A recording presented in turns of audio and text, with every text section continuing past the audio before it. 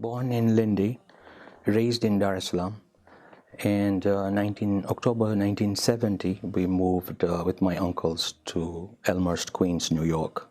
72 to 74 we grew to 40, total of 40, and Jamaat established actual Jamaat, Shia Isnaish Jamaat of New York. So I sold my business and then moved here in 2002, 100%. We had one major issue, and that was the language. The official language was Urdu, and we had a lot of youngsters that would not understand, including myself, because I grew up here. So if you talk in Urdu, and if it's high-level Urdu, I would only pick up 50–40%. So when I sit in a majlis, I would only pick up 40%. So that was one of the issues that motivated me. And then we saw a lot of youngsters outside playing basketball and sitting outside in the parking lot. So this was one of the major reasons that I got motivated and made this issue, talking to each president, and they were all telling me that we are working on it. So they did work on it, and we did get a Maulana. But then what we did is we did Urdu the first half hour and 15 minutes in English. That also was difficult. And then finally, opportunity came 2007, and a lot of members were pushing me that I think you should go and run for the office. So I did. So in 2007, you became the president of HIC. And what was that like, and what were some of the things that you did while you were president?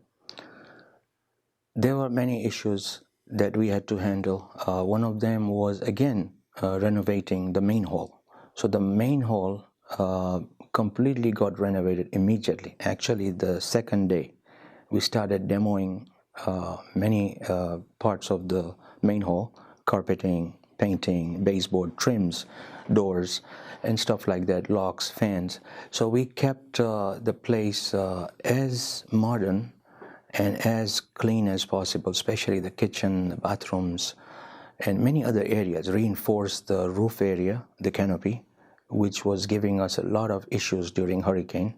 Water were coming in, while young people during madrasa time were suffering because we had issues there. Also in the Florida room, we had winds, water, rain, and birds coming, and actually having a residency there. So there were birds' nest in the Florida room.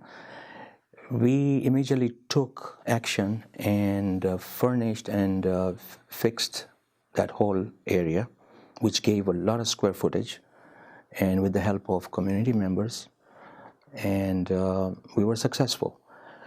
Funds were very low because we had a rough start, and one of the reasons was that Marhum Ali Bijani had lost a son, and he was our treasurer.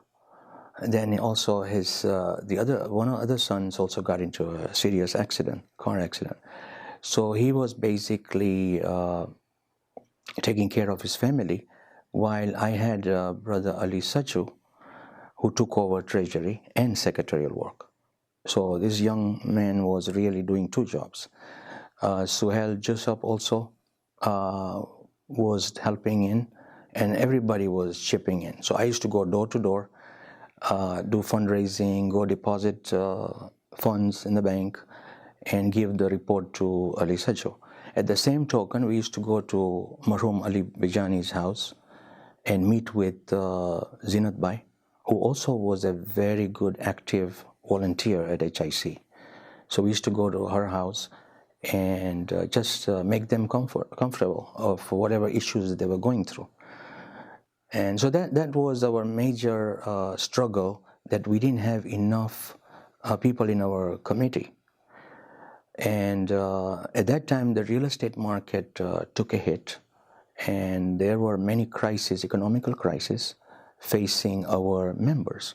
So property values went 50% down, and donations go down also. And when you don't have a treasurer, you have issues with funds. So financially, we were having issues, extreme weathers coming in. The renovation was going in as normal because we had few donors who were specifically for renovation. One of them was Sister Befar, Marhum Fatima Befar, who actually called me to our house and said, whatever it takes. She passed away. So it seems like it's a very emotional thing for you to talk about Sister Befa. Uh, can you let us know maybe what it meant for you to have somebody like her supporting you in all this, different issues that you had? Yeah, Sister Befar was not the only one, but she was regular, meaning every week she would call me and Molana Beg to our house for lunch, and she would write a check. We would pick her up also at night and bring her to the center, and another lady from ladies committee would also drop her. So we would do turns. Marhum Jafar Abdul Hussein was also my right hand. So he would call me and he says, anything. He would call me from India and says, anything you want. You know, I'm a phone call away. So there were few individuals, Sister Masuma Virji also would give me a blank check for anything that I could do for renovation. So we had individuals who would come to me because I was 12 hours a day at the center renovating the property. I couldn't leave the center because there were people coming at different hours. And you have to understand that from 97 we purchased the center to 2007, there were no major renovation done in the main hall.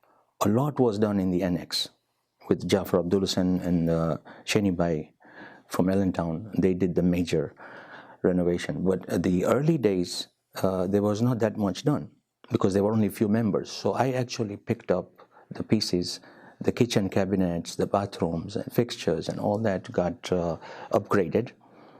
And we were involved. We were involved heavily in renovation. It seems like you had a lot of different challenges during your time as president, just like any other president would have. But what kept you motivated to keep on going? Faith, prayers, family support. My mother would pray for me. There were meetings at our houses late night, sometimes past midnight, and she would make tea and tell me that everything will go fine. So the family support was there. Members were also very, very much in support. They knew that we were working because you could see it. When we were doing renovation, you could see the paint, the carpeting, the fixtures.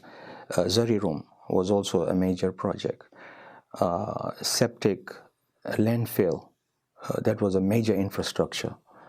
So I had to go door to door to businesses and collect funds and explain them, here's the blueprint, here's what we are going through.